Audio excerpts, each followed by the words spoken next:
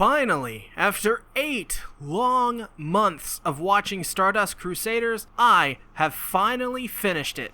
So, expect more videos on Stardust, subscribe and ring the bell, and upon completion, I noticed something. Polnareff was my favorite character in Stardust over Jotaro, Joseph, and Dio, which is something traditionally people would say are the best characters. But I have decided to dedicate a whole video just to Polnareff, detailing his road to being the best character in Part 3. Of course, these are just my opinions, and if you are offended, well, just know these are subjective thoughts and aren't intended to be objective in the least. I'm not talking down to you or anything. In fact, I want to urge you all right now to comment down below what your favorite character in Part 3 is, and if you want extra bounty points, give a short description of why. A sentence or two will do, and if you want to go further, you can. So, with that being said, please enjoy my character analysis of Polnareff from Stardust Crusaders. Spoilers, of course, for Part 1 and Part 2 of Stardust Crusaders are ahead. You have been warned. To start off, let's give a basic overview of Polnareff as a refresher on his character. Polnareff, or Jean-Pierre Polnareff, is a 22-year-old French stand user who wields Silver Chariot. He is one of the core characters in Stardust Crusaders, and after Dio murders his sister, he vows to take revenge on the man. You'll easily be able to tell who Polnareff is by his silver color palette and hair, but his personality is even more unique to himself. Polnareff is a very fair and honorable fighter, often never attacking from the back unless he has to, as evident in his fight with Dio. Because of this, he will often choose to fight people on a leveled playing field. This is his mindset, and this carries over to other parts of his personality, as he is a very caring person. This is something I greatly enjoy about Polnareff's character. He cares a lot about his friends and people in general. Like in his fight with Dio, he goes toe-to-toe to stop Dio from lobbing Jotaro's head off, and even manages to almost kill Dio. This shows Polnareff's selfishness in a battle, that he would rather sacrifice his own well-being, potentially his own life, so that his own friend could live to see another day and defeat the villain or bad guy in question. But also, on the other side as well, Polnareff, when confronted with potential romance, and I'm not talking about something fleeting, something that seemed real between him and a woman, he chooses to walk away rather than get her hurt on their journey. This was a memorable moment, as Polnareff could have explored something with her, and I as a viewer almost expected such a thing to happen. And really, I think most of us watching wanted Polnareff to find love, but because of his nobility and chivalry, he opted to spare her the potential pain, as their journey was an extremely dangerous one. But Polnareff's strength can also be the cause of his weaknesses. As many of you will know, with his fight with Whole Horse, he had great trouble fighting against Emperor and Anubis. This is because Whole Horse's opportunistic nature was able to take advantage of Polnareff's noble personality. Whole Horse was able to get the upper hand, as Polnareff never expected him to even go that far. But that is in Polnareff's nature. He is almost arrogant at times, and why wouldn't he be? He is an extremely talented stand user, easily one of the stronger ones. He knows how to use Silver Chariot's speed and strength to his advantage to outplay his opponents.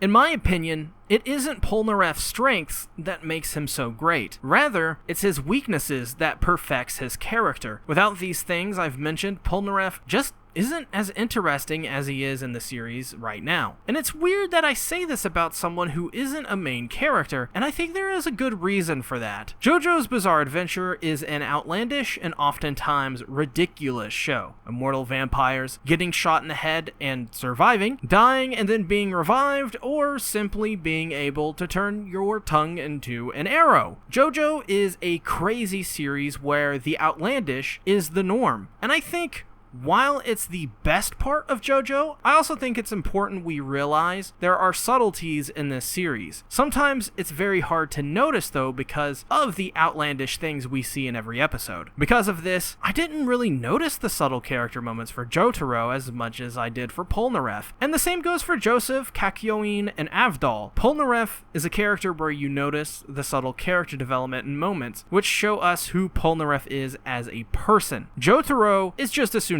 Joseph is, well, he's Joseph, and I could go on, but Polnareff feels much more human in a show filled with characters that seem much less than such. That isn't a slight on JoJo either, as the series, like I said, excels at the outlandish, so it's more than fine to have these subtle moments go unnoticed on most characters. But Polnareff is a different story. The whole episode dedicated to him wishing for his sister and Avdol to come back alive are some really great episodes, which shows off his weaknesses really well and makes him an endearing and lovable character. Polnareff, with the promise of a wish, would see his dearly beloved sister, Cherry, come back, but also his best friend, Avdol, return as well. But because of Polnareff's noble personality, he does not expect that the stand may be up to something. And so, when they are brought back to life, they are turned into flesh-eating monsters. But Avdol, now revealed to have been alive the whole time, saves Polnareff from certain demise. I love this episode because it shows Polnareff's weakness, and also an important strength as well. Because he is so caring to his friends, Avdol has his back and saves him. While Polnareff may have this one flaw, he can count on his friends to be there to back him up when the time comes.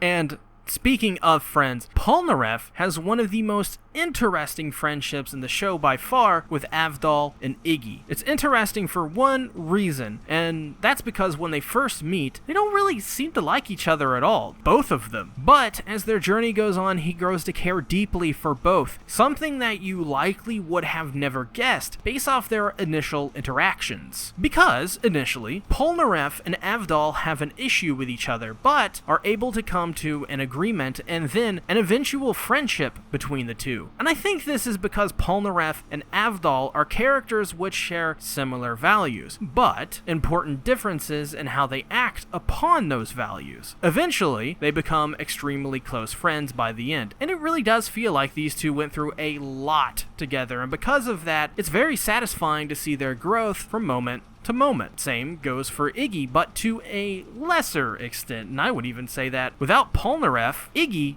is a very, very bad character, though, and I don't think that's too rare of opinion to have. Iggy is a rare instance where Iggy is an Iggy without Polnareff being in the conversation. They're synonymous with each other, to say the least, about the two. And I won't say much about Iggy, as I would like to talk about him in the future, so if you can, drop a like or comment below telling me if you want to see that video be made. But anyways, it's the same thing by the end. Just like Avdol, these two have an extremely strong relationship. No other character has a friendship like Polnareff has with Avdol and Iggy. I think a big part of why everyone in the group loves Polnareff so much is because he is the one to be more casual and less serious than the others. He is a very genuine person who puts up no walls and reacts emotionally more often than not. This is also one of the reasons the others decided to hide Avdol's status from him and tell him basically that Polnareff is dead. Polnareff would be able to basically convince the enemy that indeed Avdol had died because of his strong emotional reactions. In many ways, Polnareff is much like a child with how innocent he is at times, which, funnily enough, there is an episode that sees Polnareff being turned into a child, and throughout, the viewer sadly subjected to his no-no area. We'll say that. But I think you get my point. Polnareff is only 22, and his youth shines through along with his character. To me, there is no other character that's quite like Polnareff. The man's innocence, charm, strengths, weaknesses, and his personality all shine the brightest in this series. And what spurred this line of thinking on was seeing his involvement in the final 2 episodes with his brief fight with Dio. It was something special seeing him actually get to this point through the previous 46 episodes here, where he is finally after so long getting his revenge for his sister's death and as well Iggy's death. And while he didn't defeat Dio and was close to death himself, without his involvement, Jotaro wouldn't have been able to defeat Dio. Polnareff is an example of how great supporting and side characters can contribute to a whole story and in their own ways may have more of an impact than the main characters do. I'm sure there are people who can argue that some characters are better than Polnareff, and that's fine. That's actually not what I'm here to argue at all, but to simply share with you why I love Polnareff and why he is my favorite and why I think he is the best character in Stardust Crusaders. So, with that being said, put down in the comments, what are your thoughts on Polnareff? Comment doesn't have to be too long, maybe a sentence or two if you want to, or you can just, tell me that you agree with me. Either way is fine. And if you enjoyed the video, make sure to click the like button, make sure to subscribe, ring the bell to never miss another JoJo video, and tell me if you want more JoJo videos down in the comments below. Also know I have a Patreon where you can support me on the $1 tier and above, and you get pretty much everything for just $1. So with that being said, thanks for watching. Goodbye.